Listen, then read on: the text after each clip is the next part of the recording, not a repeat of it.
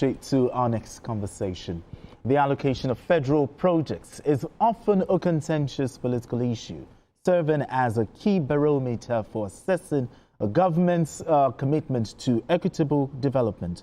This debate has been reignited after the New Nigeria People's Party NNPP presidential candidate in the 2023 elections, Kwankwaso, who alleged that the North was being sidelined in terms of federal projects. He pointed to the deplorable state of the Abuja-Kaduna-Kano highway as a prime example. In a swift rebuttal, the special advisor to the president on media, Sunday Dare, countered the allegations, citing several ongoing mega projects in the region, including the very same Abuja-Kaduna-Kano Expressway, the Sokoto-Badagry Expressway, and the Sokoto-Zamfara-Katsina Road. Tony, Kwankwaso, a former governor of Kano State, has made an allegation. The North is being sidelined. Talk about marginalization, if we are to use that word. But do you agree with him? Or do you agree with it? I don't know. But you are the president. I'm just to ask you questions. But you know, Kwankwaso is lying. You know, all this is a politics. You know, you think he's not saying the truth? He's not saying the truth. And I'm happy that the president reacted. They reacted maturely. For the first time, I didn't see attack from the presidency. They just stated the facts. Yes. They gave him the receipts. Okay. I like that. Yeah, it was just good, you know, for discerning Nigerians to see. It's not all the time you play politics. It's not all the time you play politics with everything. If there are development coming to me, I should be able to say it. I've said it many times on this desk. What's happening, I mean with the electricity sector these days, you know. Some people, 24 hours, it doesn't blink. So when it comes to you, please be able to say it. When government goes wrong, say it. In the North, just yesterday here now, Buhari was the president, later Muhammad Buhari. Where was Kwankwaso, please, when Buhari was making appointments? You see, because it's the South now, and we're hearing all this noise. Play politics, stop playing politics of tribes. Don't hit heads together. It doesn't work. Nigerians are more matured now. And I salute the presidency for sitting down for the first time. We're not going to respond to this. Let's just give him things we've done there. So the president, very matured. No noise, no ballistic missiles. We don't need to insult Please, sir. Okay, so please look at show these workings, and they did. I salute them for it. Quite commendable. I want to see more of this, you know, happening in the future. Anytime we can, just give them receipts. It's so simple. Tony Nwaje said that former Governor Kwankwaso has been economical with the truth with that allegation, but the response. Let him counter it. But the response from the presidency, do you think is sufficient enough? You know, the good thing about journalists' hangout is we don't just jump on headlines.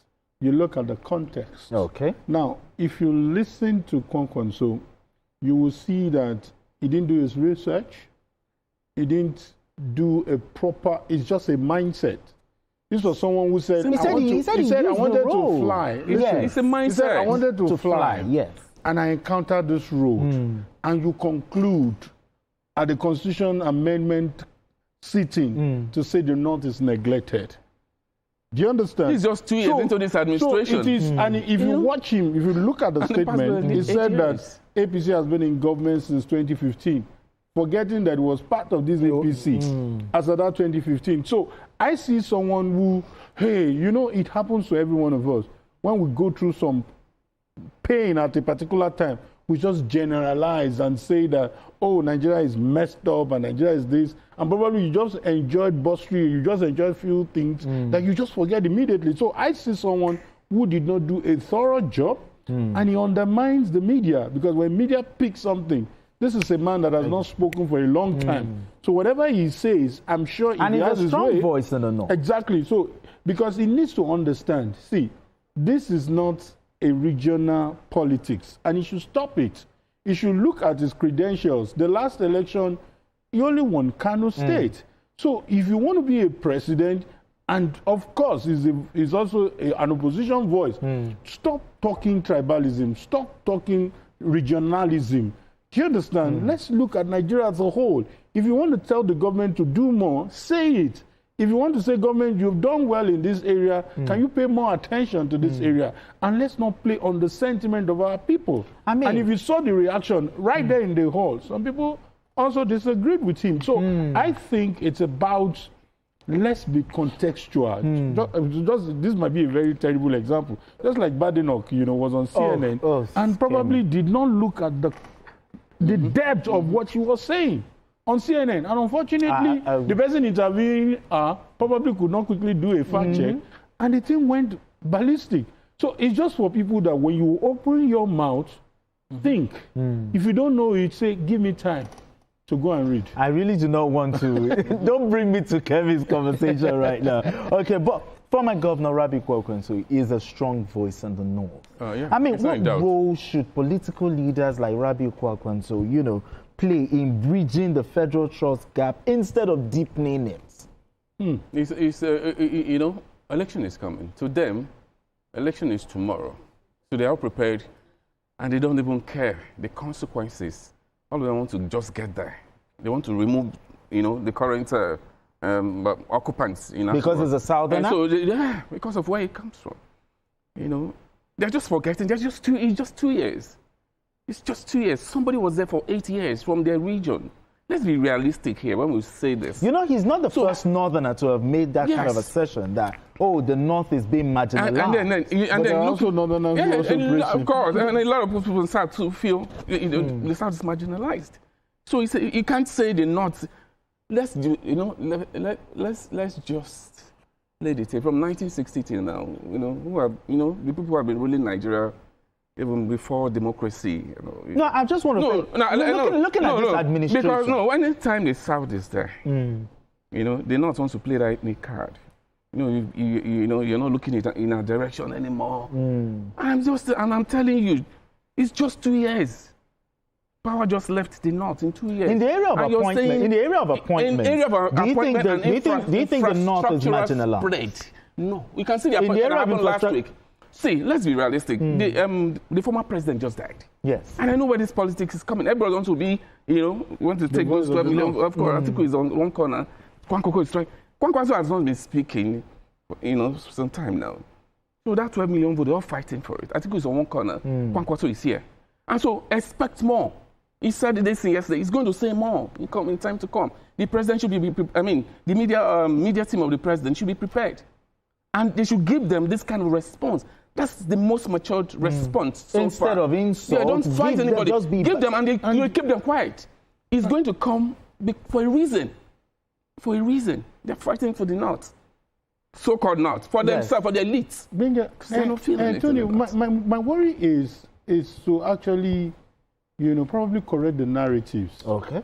Let's stop seeing Nigeria as the North and the South. For God's sake, some people, so many Southerners are living in the North. So many Northerners are living in the South. Will the politicians hear you? It's good you're saying it. I feel you, but we are agenda setter. Sure. And looking at it, I just feel that we should not, get into the same bucket. For example, this idea, somebody made a careless statement, 12 million votes is always sure. Yeah, yes. Even if it is 1 million that you add from the spread, that's what will make you a president. Sure. It's 2/3. That's about 25 states that you need to have 25% votes. The Constitution is very, very deliberate. If I don't agree with anything in the Constitution, I like that part. You understand? It's looking like the Electoral College of the United States. Okay. That it's not just enough to have majority. You need a spread. You need to be accepted across the country.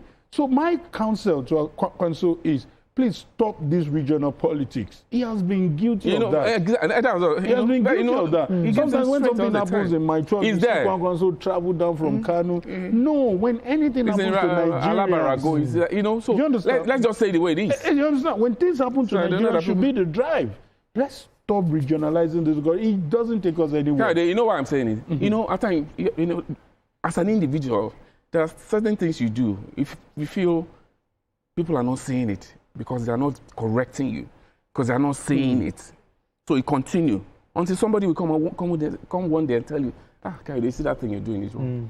when you go back, you know, to your corner, so people have noticed it. So we need to let them know that Nigerians are noticing this. So you have to stop it, because it's not even happening. Nigerians are growing. True. We're exposed now. So the politics, maybe 20 years ago, you do it and you go scot-free. It's not working anymore. It's not working anymore. Kwankwaso has been doing it for a long time. So why not just selling? So maybe we can stop it. You don't play tribal politics all the time. How can we move beyond tribal problem here. politics? They're the problem. I mean, where should the change start from? The change starts from, like you said, the change starts not from the politicians. But because politicians will always play those ethnic cards, especially when they need it. It starts from Nigerians. Nigerians should stop seeing them, we versus them.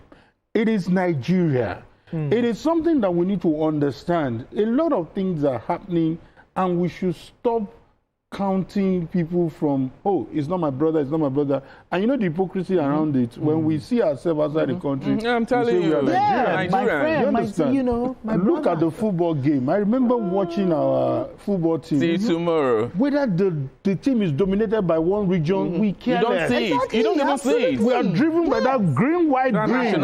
Oh, he has scored the goal. Blah, blah, blah. But when it comes to politics, it's only politics, though. I went to school. I was sitting on the politicians. So are you saying the politicians are responsible for the blind? There's no truth about that. That's a very clear answer now. They know. I'm just saying Nigerians should say no to them. We are saying Look at their face and tell them this is a lie. That was one of the mistakes Jonathan made while he was in power. He abandoned, in quotes, I'm not part of them, he abandoned his people and was building marginal schools, doing all sorts just to satisfy them. It is not about them. It is about, do you get? So that ethnic must be removed. Blood that we see things, people should stop it.